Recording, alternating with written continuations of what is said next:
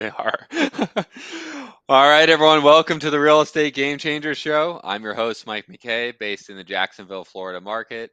And each and every week, we do this show with people who are changing the game of real estate all over the country. And this is a live show, guys. So if you have any questions, please put them in the comments for our guests to answer. For people who are in the Jacksonville market or thinking about getting into it, feel free to reach out to us if you need any help on anything. And we are still a very active buyer in Jacksonville if anyone has any deals that they're looking to wholesale. So this week on the show, we have Bobby Vieira. Bobby, welcome to the show. Thank you, Mike. Great to be here, man. Cool, man. So for people who don't know you, could you share a little bit about how you got into the real estate business and how that's led you to where you are today? Yeah, back in 2015, I graduated college and I jumped right into the corporate world. I was in the exciting business of selling commercial tires. And yeah, I think I lasted, I always had the entrepreneurial bug. I mean, I was a horrendous employee. So I think I lasted 6, maybe 8 months before I decided to fire myself. And I just got my real estate license at the time in Pennsylvania, and I just jumped 2 feet in the fire, all in, no side gig, nothing. I quit my job, jumped into real estate full time. And just like any agent, I was, running around like a chicken with my head cut off, no clue what I was doing, just trying to get any possible business. Mm. And I started to stumble upon short sales. Just like, luckily, long story short, I got noted in the local market as a short sale expert just through trial and error and just getting good at them. And then in 2019, I launched my company now, which is Universal Short Sales, where Hmm. we do short sales across the country. It's pretty Gotcha. much it. And like one thing we were talking about offline is like I was telling you, like I haven't bought a short sale since like 2017. I didn't know people were even still doing them, right? So you said you've been doing it even when interest rates were low. So could you just like share a little bit of more about your strategy and I guess how that was even possible? Yep. So the two big factors, number one, because our model, so we do short sales in all 50 states. So because our model is so scalable, we're able to pick and choose the pockets of the country that make the most sense where there Mm, is, distress and there's negative equity. That's number one.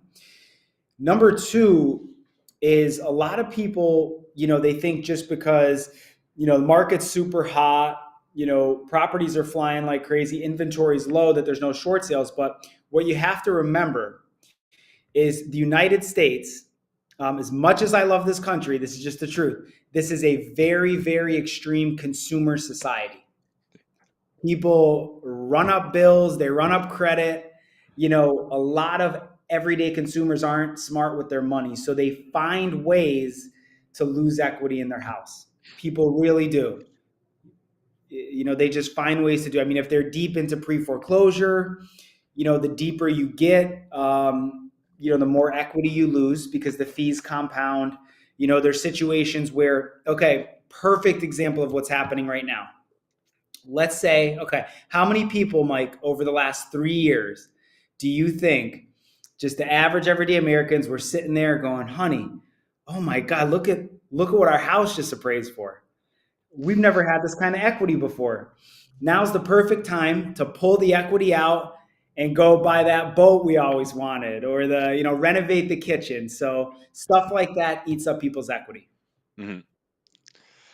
Got it. And then like are you marketing for these deals? Like are you identifying these markets and then like marketing directly to these sellers or how are you coming across like these these opportunities? So I do have a staff that does cold calling, but honestly, at this point, we're almost 100% referral and JV based. So we have thousands of wholesalers, thousands of realtors we work with throughout the country, and specifically the state of Florida. As we were talking offline, Florida is like our biggest market at this point. But yeah, it's just referral based. A lot of Okay. referrals. And like I remember like, a long time ago, like short sales like took a while, right? Like, is that a myth because people don't know actually how to do them, or is that just actually like how long it takes, like a year or whatever, to get approved by the bank? or mortgage It's company? it's certainly not a myth. No, there's nothing short about a short sale. I would say on average it takes like 4 to 6 months minimum. Hmm. The one that you're talking about, where like it takes a year, that could still happen. It doesn't happen a lot with us, but it absolutely can. It all depends on the complexity of the file. You know, how many mortgages do they have? Do they have back taxes? Is there an IRS lien? You know, these deals are usually real complicated. Gotcha. And like, so, you work mostly on a JV referral basis. So like, you talk a little bit how that works. Let's say I have a deal in Jacksonville, right? And I say, I can't make anything work here. There's no equity, no other options work. Seller's cool doing a short sale. What's next? Yeah, we have a form on our website. You just go right on, you hover over contact us, Hmm. and we have a form that says wholesalers submit leads here. You submit the lead, we sign a JV agreement with you. Hmm. 20% of whatever we net from the deal, we do all the work. You don't lift a finger as a wholesaler. We do all the work months and months and months, and then we send you a wire or a Venmo, Zelle, however you want to get paid. So how do you like? Are you guys getting paid like an agent on these deals, like a commission, or are you like somehow like putting it under contract? Like, what's the strategy to make money here? That's a great question. So I created a hybrid model. So Hmm. our first strategy is a fee-based model. In that case, we're not the buyer. We're just processing the short sale. We have a 12-step system, processing it from start to finish. And then at the end of the deal, we get paid on the HUD from the buyer. Very, very similar model as if you were going to assign a contract.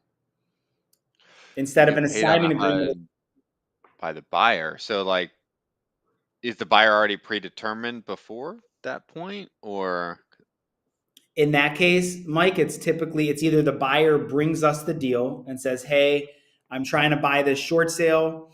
You know, will you process it for me?" okay? Or the realtor. So every short sale has to be listed on the MLS. It's a lender requirement. Hmm. So in those cases, the real estate agent lists it, sells it, and then the buyer signs an agreement with us, our short sale processing agreement, Hmm. and they just pay us on the HUD the same way they would sign an assignment contract. It's no different. Got it. And they would do that because like the realtor who's running the short sale doesn't know what they're doing. Is that usually the reason for that, Um, or? I wouldn't say it like that. I mean, it's you mean like why would they bring my company into it?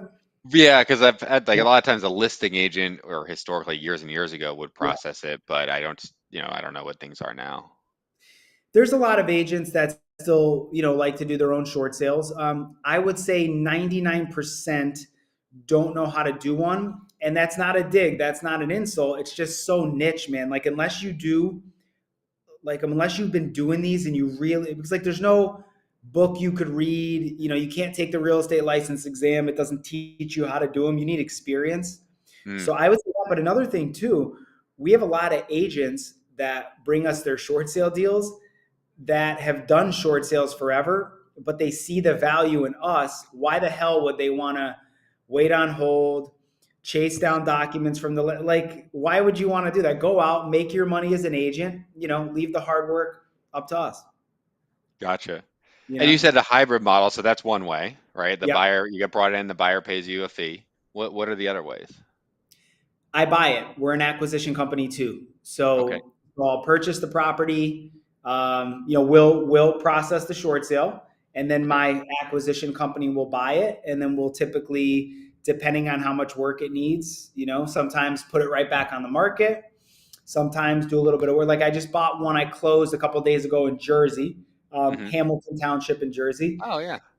Yeah, yeah, we'll do like a clean out, a big clean out. It was like a hoarder house, so God only knows what that's going to cost. I'm not looking for it, but anyway, probably patch up some holes. I change the locks out, simple stuff, and then we'll put it back on the market for an investor to buy. Yeah. But in that case, like, did you guys go out and find that deal listed as a short sale? Like, how did that like, or because it had to be listed on the MLS, right? So, how did the process behind that deal come about? Yeah, all of our deals are off market. So that one specifically, Mike, was a wholesaler, Okay. right out of the Jersey market. Brought the deal to us, saying, hey, listen, I think he was going to wholesale it. I'm pretty sure he was going to sign it. The mortgage payoff came back way too high. Seller was pretty deep into foreclosure. I'm sorry, pre foreclosure, not foreclosure, pre Mhm. foreclosure. And we were able to come in and help. And he'll get, once we fix it up, list it, and sell it, he'll get 20% of our profit for, like I said, literally doing nothing. Yeah. And then like, but when you guys had to list it on the MLS, did you not run into other investors who were also trying to buy the property, or is there like a way you position your offer to be better to the mortgage company? That's a great question. I get that one all the time. So it has to be listed in the MLS. Like you Mm, said, we have specific verbiage because we have this all systemized. mm, So every short sale we do, whether it's in Florida, Jersey, Timbuktu, doesn't matter. We have the same system. So we have verbiage that discloses to everybody who wants to look at the property, hey, it's under contract. We only have it in the MLS because it's a bank requirement, and the price you see is not approved. So, don't get excited. interesting. So you can actually be under contract before you put it on the MLS. That the bank doesn't stop that. It just also still has to be listed. They don't stop it because the bank wants you to follow their itemized checklist. As long as you're following their checklist, they're Ah, not going to give you any shit. okay. Now, one thing that you have to be careful with is, you know, you don't want to do anything that like looks deceptive. Mm, Like if you're going to make an offer on a short sale, we disclose everything to the bank in writing, everything we're doing. you know there's even sometimes where we'll make an offer, and if we can't get it at our price, we'll release our interest in the deal, and then someone else will come in and pay us on like essentially release and terminations, kind of similar to a novation. hmm, Before we do that, we put everything in writing to the bank, telling them that that's a potential exit strategy. got it. Okay. So like so that's interesting. It's kind of like a novation for a short sale, and they don't object to you, or most of the time at least they don't object to you getting paid in that way, or Nope, nope. And I'm super safe. So whenever we get paid a fee on the HUD, Mike, uh-huh. whether it's a release fee or our short sale processing fee that I was talking about before, Mhm. we disclose it up front. And then on the final HUD, right before closing, we'll actually submit it to the bank so that they look it over one final time. So then we get a stamped HUD saying, hey, you see our fee, you see we're getting paid, and you're cool with it, just to be Wow, safe. just to be safe. Yeah. Yeah. And then for people who are, maybe running into these kind of deals, like what are the kind of the pitfalls that you see when people do try to do a short sale or maybe try to do it on their own? Listen, the number one pitfall is exactly what you said before. They take forever. Yeah. Literally. Like they're Mike, people will ask me like numerous times I've been asked, they're like, wait, you have a short sale company? I'm like, yeah. They're like, what the? They look at me like I have five heads, like I'm crazy. Like, why do you do so many short sales? You know what I mean? So that's the biggest pitfall as a buyer is like if you're looking for one deal, I probably, like if you're like, okay, I need this one deal a quarter, I probably wouldn't make an offer on a short sale because you're just taking a risk. Like it's better for investors that have, hard money, private money, a little bit of scalability. So you're not just waiting on one deal to close. Yeah. Gotcha. And so those are the models that you run are the fee-based one, like kind of the JV model, and then is that it, or is there like a third one? Because you said kind of hybrid. That's it. Just the hybrid. Gotcha. Just it's either fee based or, we're going to make an offer on it and try to buy it. Gotcha. Okay. Um, and yeah, it's really interesting. You said you mentioned offline that you have like quite a few deals going on in Jacksonville right now. A lot of our listeners are obviously in the Yeah. Jacksonville market. Want to tell us a little bit about maybe like one or two of those deals and how they came about? Yeah, one of them, fingers crossed, it's a fee-based deal. Hopefully, it's going to close here early next week. Such a so like this deal is so chaotic, but it's just a typical short sale deal. So it's on Sandler Lane or Sandler Ave. I forget which Okay. Sandler. The name of the street is Sandler.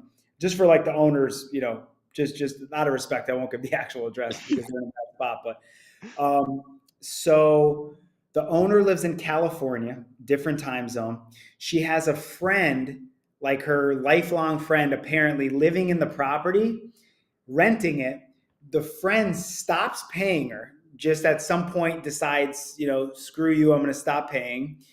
So the property goes deep into pre foreclosure. Hmm. Um, as soon as we get so this one was sent to us by one of our wholesaler JV partners as well in Jacksonville, and man, I'm getting like stressed out just thinking about it. So we get involved in the deal. She has an auction date. So she's that deep into pre-foreclosure that the bank Uh, has already said, "Hey, this is the date we're going to auction your property off." hmm. So we had to reach out to Duval County, figure out what the process is to file a motion to postpone the sale. Mm, We successfully did that, and we're not attorneys, by the way. I just want to disclose that we're not attorneys, but we successfully helped the seller do that. And then once it got postponed, then so that took several months alone. Then we had to start the short sale process from scratch. We got a botched appraisal, so the bank wanted too much money. We had to wait 4 months until the appraisal expired, resubmit an offer, and now we finally have a buyer. And then there's chaos with it's in an HOA. That's a whole nother thing. I don't want to I don't want to go too yeah. deep in the woods, but yeah, there's like the HOA that had to be paid. It was a very complex deal. So Yeah. we're always there with it. And then, so you can, like you said before, like pre-foreclosure and foreclosure, so you can still like possibly execute the strategy even if the property is like pretty far along, like in actual foreclosure. Yeah. So once the bank, yes and no, once the bank actually forecloses and takes the property back, Mm, it is considered an REO, real estate owned, and you cannot do a short sale on that. It's too late. yeah, But when it's in pre foreclosure, you absolutely can do a short sale on it. Yeah. yeah. And the way that like if someone were to find a deal off market, right? If we were to find a deal off market in Jacksonville, can we can then bring it to you? That's like the fee base. They can bring it to you to process it, or how does that? Just trying to understand how the business works. Yeah. So if you want to be the end buyer, let's say it's something you wanted to buy, fix and flip, or buy and rent out, as long as you want to take title to it, that would be the fee-based model. We get 10 grand on the HUD, we process everything, and you pay us 10 grand on the end, just like you pay a wholesaler. Gotcha. Now, if you just want to refer it, which is what most people do, I'd say most people are looking to sign the contract, figure out it's a short sale. So really it's a dead lead. You can't assign a short sale contract.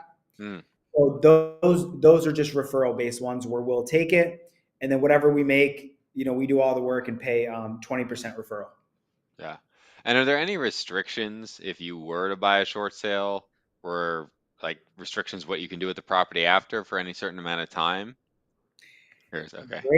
Great question, Mike. That one that I just bought that I mentioned before in Hamilton Township a couple days ago. Hmm. We have to hold this. This would be this project we could bang out in a week. We have to hold it for 4 months. Ooh. Yeah. Is that always or only with certain mortgage companies? Always So it's like, not.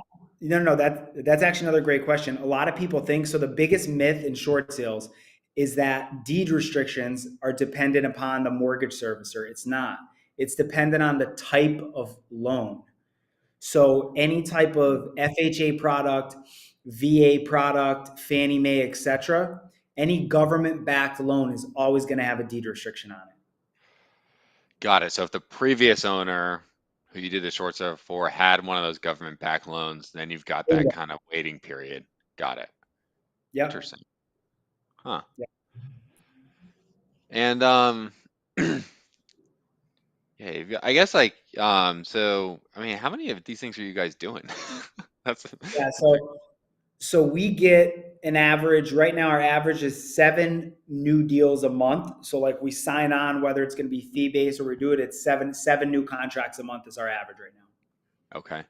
And the you brought up something before about like the appraisal. Like how does that work with the bank? Like you have an offer in like but like are they wanting the appraised value for it or like you said that's obviously caused some hurdles with some deals. Yep. Mike, the best way I could explain the appraisal with the bank in a short sale, it's the end all be all. So we could do a perfect job on a short sale. We could hit every step of the process perfectly.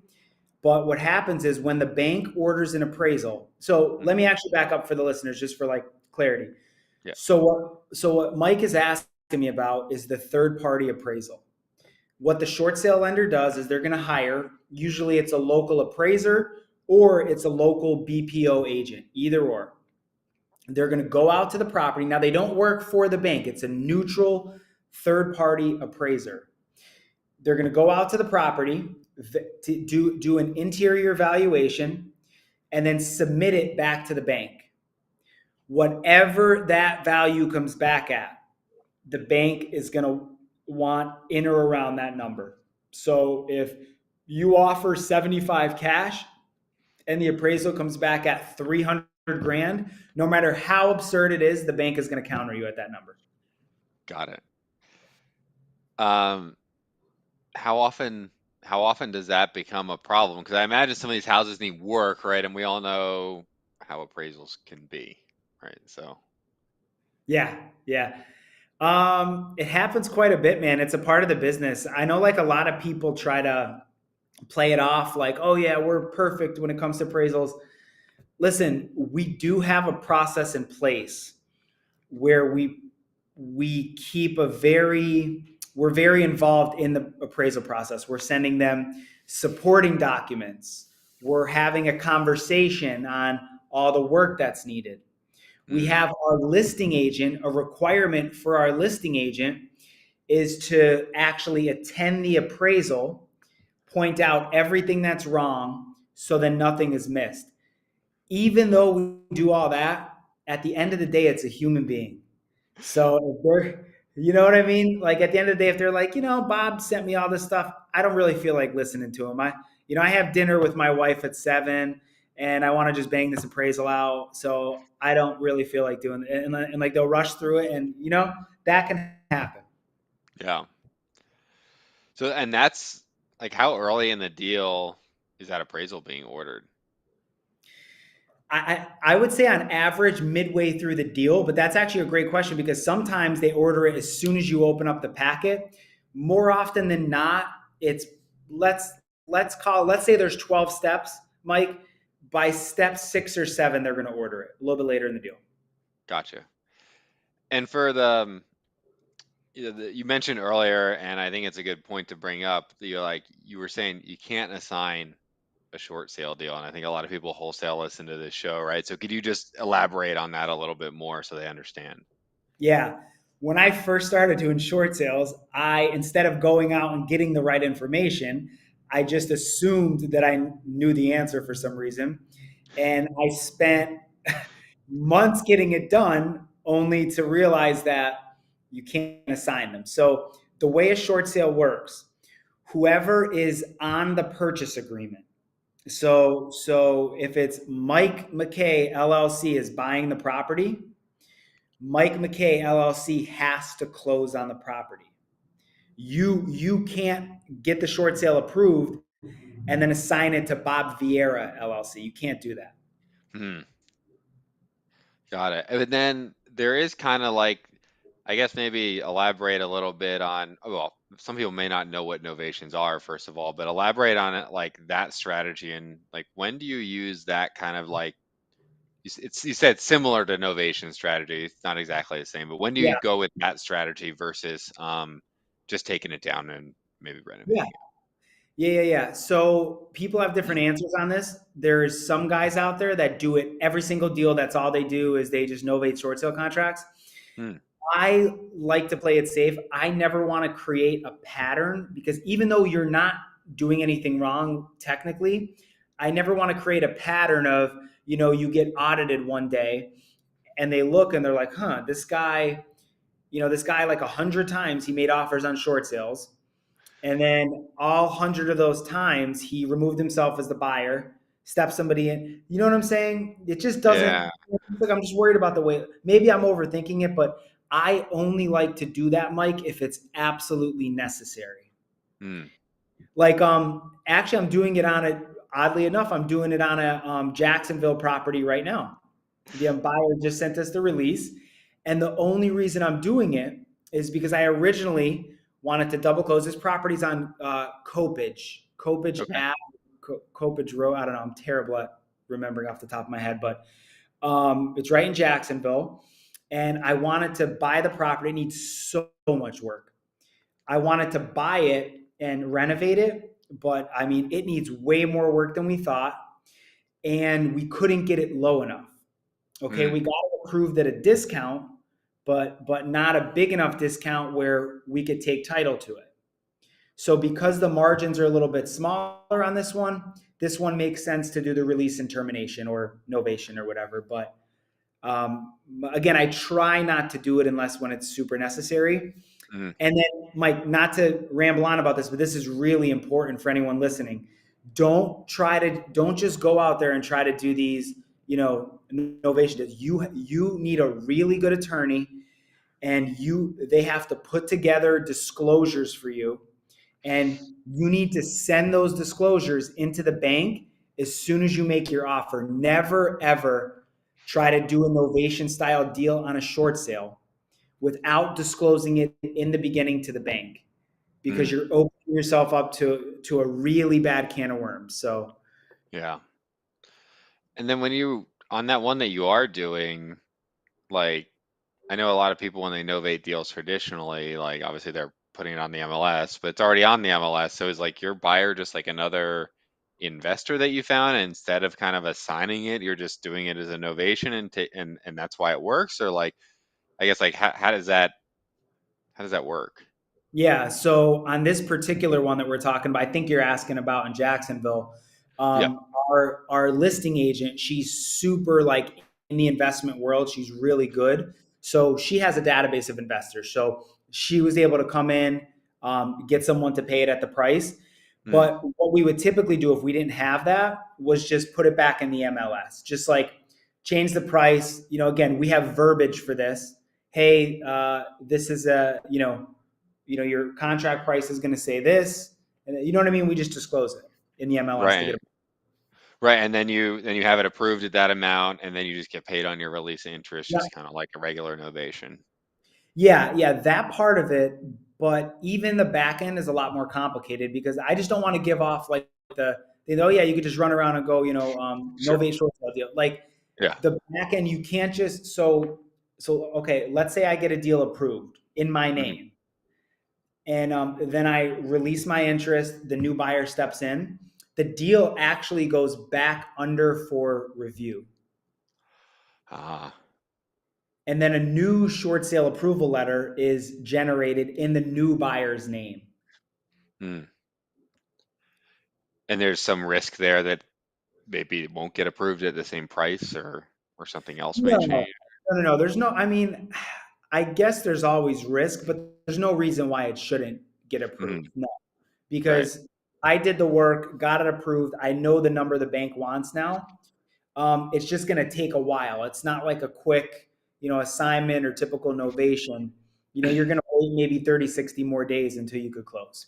Sure. Gotcha. And you mentioned like you bought a property in New Jersey. It's a pretty light renovation. You were going to buy this one in Jacksonville if it came back, at a number that made sense for Yeah. you to renovate it. You're based in the total other side of Florida. So like how are you managing these renovation projects remotely? I have a really good network of investors and boots on the ground. And one thing, so I'll give you a quick story. Recently, maybe a month ago, maybe a little less than a month, I actually closed on a flip deal. I renovated and flipped the property in Alabama, right outside Okay. of an army base. Daleville, Alabama. It's some random little town. I've never been there, Mike, and I don't even have a team on the ground there. What I did in that deal was I found a rock star agent. He's literally one of the best. Like he wins awards, like he's on his stuff, and he owns a brokerage. And I brought him in as the listing agent on the back end. And what that did now is I have a rockstar listing agent, number one, to confirm my numbers because I'm not Hmm. an expert in that market. But then number two, I was able to um, tap into his Rolodex of contractors, handymen, cleaning lady. You know what I mean? So like I'm kind Hmm. of leveraging his Rolodex of people and his network in that area. Gotcha. Okay. And are you just hiring like trying to go like the general contractor route, I'm assuming, if you're gonna, do it remotely, or are you like subbing things out or? If it's a big project, there's no way in hell I'm subbing them out. I'm not gonna lie, but what I like to do, like my like ideal renovation where I'm comfortable doing it remotely, is work where we don't have to pull permits. So we could get Mm, good, reputable handymen in there that do good work, but they're obviously more cost effective. And I'm not like subbing stuff out and like running a project. yeah. Yeah, that's a whole nother business on top of the short sale business. Yeah, not interesting. Yeah, cool. Um, and do you guys do any stuff in your own backyard in Sarasota? We don't have anything in Sarasota right now, oddly enough. I Yeah, mean, we've done short sale deals and stuff around this area, but like I don't have like a flip or anything going on here. No. yeah. I think we were talking a little bit offline. You said that this short sales have ticked up quite a bit with the rate rise in interest rates. You want to talk about like maybe why you think that is? Yeah, yeah. A couple of reasons. So you and I were talking about it's very interesting. Something we're seeing a lot of right now, people that just purchased their property within the last 3 years when there was artificially low interest rates, insane bidding wars. What happens is, even though prices aren't dropping, people are overpaying by such a vast amount of money over market value that once, God forbid, they lose their job, or they get divorced, or whatever the hardship is, and they can't pay their mortgage anymore, they have no equity. Mm, We have several deals like that right now. So that's one thing for any wholesalers or investors listening. Don't, just because it's a hot market, don't sleep on those retail leads that just bought their houses, because we're seeing a lot of pain there. yeah. Yeah, it's interesting you mentioned that. I was telling you offline that like we had a couple of those come in that are subject to deals about 2 years that bought in the last 2 years, and previously we were not mailing anyone who had owned their house less than 5 years, and then we did it and we got two, so we were making a mistake for a while. So Yeah, it's crazy. But I mean, you wouldn't think to. It wouldn't make sense to mail some. right, why would they Yeah, sell? You think this it's just trash, but you think it, yeah. yeah. Um, and when do you think like a short sale does make sense versus doing something like a subject to? Yeah, great question. So a lot of our JV partners, as of late, as of the last year and a half, have been heavy sub two investors, Hmm. because a lot of sub two deals, when you're evaluating a deal for sub two, like the ones you're talking about, there's two main factors that come up in the deal that don't make it a good sub two. Number one, they're just way too far underwater, and you're like, screw this, I'm not taking this over. They're like, 100 grand underwater. I'm not assuming this. And then number two, the back payments are way too much to get it caught up, and the cash on cash return isn't there. Like it doesn't make sense to catch Hmm. them up, take the property over if they're in pre foreclosure. So in those situations, when it doesn't make sense for a sub two, those deals are almost always perfect fits for short sales. Yeah. And when are you I just lost my question. Oh, when can you not do a short sale? Are there any scenarios when it just doesn't make sense or it's not allowed? Yeah. So sometimes on FHA loans, government backed loans, if you just buy a property, let's say you just purchase a property and like 3 months later you want to do a short sale. A Mm, lot of times the FHA, because that's who's underwriting it, it's not the bank, it's the government. The FHA will look at the file and say, nah, we need to see a little bit more delinquency. I mean, you're a couple months behind, but you just purchased the property. mm. Um, and then also, if there's no mortgage delinquency and you can't prove an actual hardship, a bank isn't going to let you do a short sale because you know they're not going to take a loss for no reason. So is that a part of it? Is proving you have to prove that there is some kind of hardship? Is that kind of part of what you guys do? 100%. Yep. Yep. And like, how do you go about proving that to the bank? So the more qualified a short sale deal is, the easier it is to prove a hardship. So like Mike, if I was, like if you came to me as the buyer and I had to do a short sale, right? You're trying to buy my Mm, house and I'm, 7 months behind on my mortgage. The bank already filed foreclosure. They're starting the process to foreclose on me. That situation is very difficult to not come up with a good hardship because whatever reason I give the bank, the reason is backed up by the fact that I'm 7 months behind. sure. You Yeah. know, now where it gets a little tough is if someone's maybe a month or two, then you have to really be specific and granular about why exactly they're not making the payments and Hmm. then why long term this is a long term hardship. Oh, so they want to see that it's not just a short-term thing, that it's like going to continue to be a problem. Otherwise, yeah, why would they agree to take the loss? Yeah, exactly. Because in a short sale, think about it. A bank is lending you a lot of money for a house. That's a lot. It's hundreds of thousands of dollars, and you're asking them to, hey man, I know I owe you half a mil, but you mind just taking 300 and calling it even? That's essentially what you're asking them to do. Yeah. So What's your, and I know no one has a crystal ball, but like, what's kind of your prediction of the next like few years for short sales? yeah, this is interesting because there's a lot of like doom and gloomers out there on the internet that are like, the sky's falling, run, oh wait. And it would be my benefit to be one of those guys, but I don't know. That's just cringy. I just like to be like, listen, overall, as a country, I don't think like there's going to be some crazy crash coming up or chaos. What I do think is it's pocketed. Hmm. Like there's certain states and there's certain pockets of the country where we're already seeing a lot of pain, Hmm. and that's where it's going to be going forward, I think. And one thing to keep in mind too, so I think that inventory is so tight right now, especially with affordable housing and entry level homes, that I don't see like a crazy crash in price coming for the next couple of years. But just because there's no crash in price doesn't mean there's not major distress coming, financial distress. Mm, So that's my prediction to answer your question is I think the market's going to be okay for a bit in real estate, but I think we're going to see more and more motivated sellers. I really do. yeah.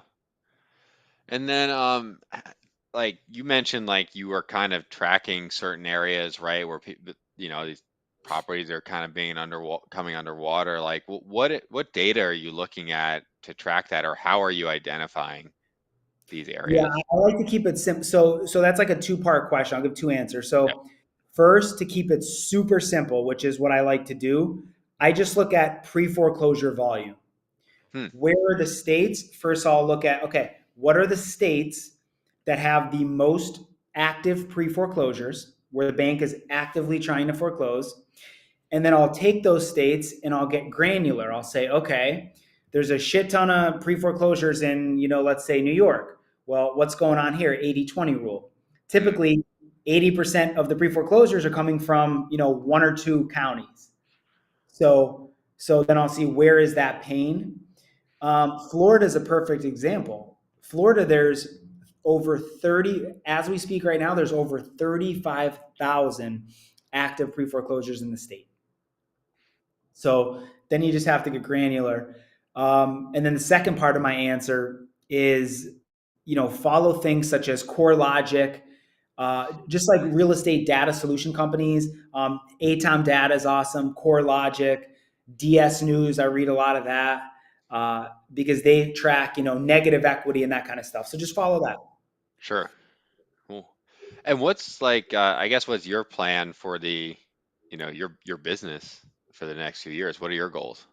Yeah, yeah. So I want to go super deep in the short sale business. Keep on going deep. Keep on developing amazing relationships and partnering with more wholesalers, realtors, investors to help them profit on these dead leads. And then at the same time, which is off the topic of short sales, but I'm hyper focused right now on buying and renovating and reselling properties that Hmm. are entry level. So no Hmm. matter what the market is, Mike, right now I'm looking at properties that are at or below the median in the local market. I think there is uh, a massive supply shortage and a lot of demand, even though interest rates are up for those entry level houses. So those are my two focuses. Gotcha. And for the wholesalers out there, right, if they're coming across these deals, like maybe they were throwing a lot of these in the trash, which I think, we've certainly been guilty of, right? Like, what are like just like a couple things that you would say, hey, like you should go to that appointment? Like, is this could be something that could be worth it to go after as a short sale? Like any tips for them? Yeah. So qualified short sale, there's three factors. They're very cut and dry. Factor number one, negative equity. So property is worth 200 grand as is. Forget about the ARV. As is, it's worth 200 and they owe 300 on their mortgage, let's say. So they're 100 grand underwater in that situation. So negative equity. Then you want to look for mortgage delinquency. Hmm. So are they behind on their mortgage, even if it's only like a month, even if they're current, but they're about to be behind? Any kind of mortgage delinquency you want to look for. And then factor number three, I call my bonus factor. The seller can't be motivated by money because they're not going to make any money in a short sale. Right. Yeah, that's an Negative, important point. yeah. Just to recap, negative equity, behind on payments, can't be motivated by money, and then you have a short sale. Do you have any wholesalers you work with who particularly target these deals, or is it more like just as they're kind of sifting through, they're like, oh, like this is one I would have thrown out, like let's make an opportunity out of it. Yeah, I don't know that they target them. And I actually, this is probably like a terrible business move by me, but like I actually suggest they don't. You know what I mean? Like the way I like to put it is I'm just a tool in your tool belt. Mm, You don't have to go out and find Bob deals so he builds a big business. Do your thing, market to your leads, and then you're gonna, especially if you're marketing to a lot of pre-foreclosures, 100% you're gonna come across a bunch of short sales. If you know how to qualify them, you will find short sale deals. Those dead leads, send over to us and we'll monetize them for you. yeah. Now I will say that people that we've done multiple deals with or that made a bunch of money, like one of our JV partners last month in Wisconsin made a check for like 14 grand, a wire rather, for literally doing nothing. She's a little bit more aggressive trying to find those deals now. You know what I mean? Sure. So it's like a Yeah. repeat business, want to find them, but yeah, you don't have to go looking for them. No, Yeah, you'll stumble into them. Yeah. you'll stumble into them if you look for them. Cool.